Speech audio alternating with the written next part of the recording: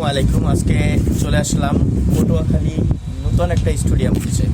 পটুয়াখালী পুরাতন একটা স্টেডিয়াম আছে ওই পাশে, কিন্তু আজকে যেখানে আসছি সেখানে হচ্ছে পটুয়াখালী নদীর পাশে, ওই পাশে একটি নদী আছে, নদীর পাশেই নতুন একটা স্টেডিয়াম হচ্ছে আন্তর্জাতিক মানের, অত্যন্ত মনোহর পরিবেশে এবং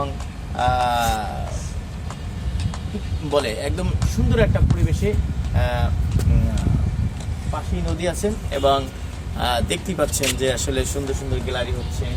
হ্যাঁ, অসংখ্য লোকজন এখানে খেলা দেখতে পারবে। বিশেষ করে এটা একটা গ্রামগঞ্জের পাশে একটা জেলা পর্যায়ে একটা স্টেডিয়াম, সেই হিসাবে যেভাবে ভেন্যু দেখা যাচ্ছে, এই পাশটা দেখেন, এই পাশে যেমন গ্যালারিগুলো করছে আন্তর্জাতিক মানের মতোই দেখা যাচ্ছে।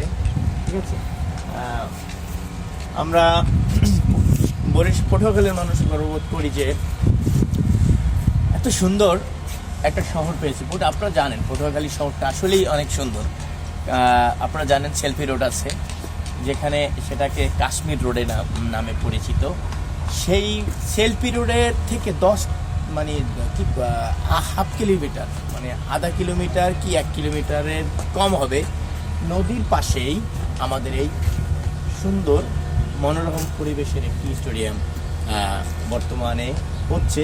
প্রায় কাজ শেষের পর্যায়ে, এখন মাঠের কাজ হচ্ছে, পিচের কাজ চলতেছে, রোলারের কাজ চলতেছে। হ্যাঁ, অসংখ্য আমরা আশা রাখি এখানে আন্তর্জাতিক মানের প্লেয়াররা খেলবেন এবং আমাদের এলাকার বা পাড়ার ছেলে সন্তানেরা ভালো যারা খেলে তারা এখানে খেলবেন এবং আন্তর্জাতিক মানের প্লেয়ার গড়ে উঠবে, এই প্রত্যাশা আমরা রাখি। পটুয়াখালী থেকে ফাহিম হোসেন, আসসালামু আলাইকুম।